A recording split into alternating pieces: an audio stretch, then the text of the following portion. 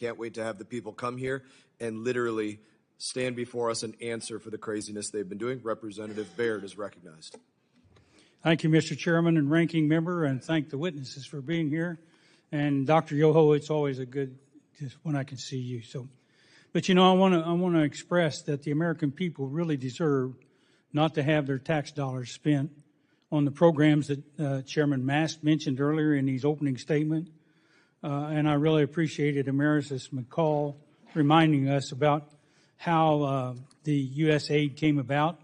And it was really initially created, as was said, to combat the Soviet Union and their efforts to spread communism around the world. So it's disappointing to hear about the billions of dollars being distributed to foreign countries, and some of those are our adversaries, that without really accomplishing our mission. So we have people here at home that are really struggling. For example, those that are still sleeping in tents after some of the hurricanes, and it's cold winter time. And so I think you can recognize, and I'm sure you recognize, the importance of taking care of our own people. But anyway, Dr. Yoho, thank you for your service in the 113th Congress. And I'm interested in agriculture just as I know you are. So I would really be interested to hear your perspective as a veterinarian on the impact of early detection of zoonotic diseases and the development of early detection and vaccines for controlling some of these diseases. And sure. Thanks for that question because it's very important. There's so many things that are going around. The things that affect people in pandemics and epidemics and things like that originate in the animal world, the zoonotics.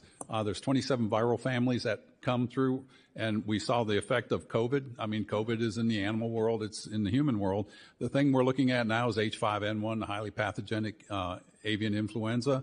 We're seeing it mutate and get into the mammals, from the birds to the dairy cattle to the feline population, into the porcine population, and into the human population. This is a very dangerous virus if it gains a hold in the human population and can get to the point of transmission the way influenza viruses did. COVID, as bad as it was, had about a 97% recovery rate. You get one of these bad strains of influenza or the Marburg virus that's showing up, or a new strain of Ebola, they have a 40 to 50% death rate. Those things, what we went through with COVID was bad enough, but it's nothing like what we're going to see. And the research that we do through organizations like our land-grant universities, those are the ones that are on the cutting edge of this. But then you have multi-funded donor international organizations like CEPI, the Coalition Epidemic Preparedness Innovators. They are doing research on the emerging viruses so that we can have the platform for the vaccines to be developed ahead of time. And this is that platform. The United States provides about 5% of their funding, roughly $170 million over the last 5 years, out of a budget that they have of about a little over $4 billion. The amazing thing is we've received about $1.25 billion back here in the United States of America that go into our research universities, our biotech parks, to do this advanced research, and that leads to global health and national health. And you can't have national security if you don't have health security.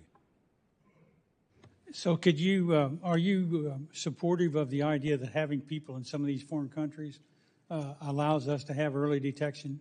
It really does. And I think as Administrator Ignacio brought up, if we have missions in these, we can monitor the spread of that. And they're the first ones, if they're trained in the medical field and they can follow these things, we can see where it's breaking out. We can do the mitigation of quarantining that area before it gets to a pandemic.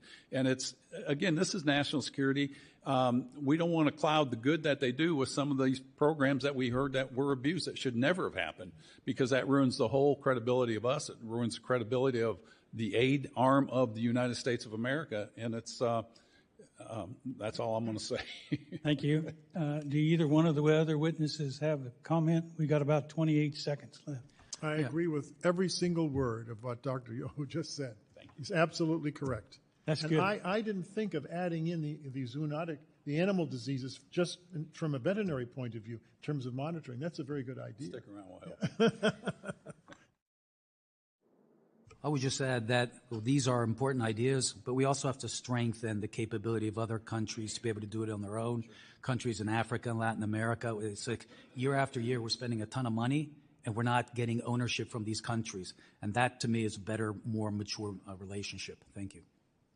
Thank you. My time.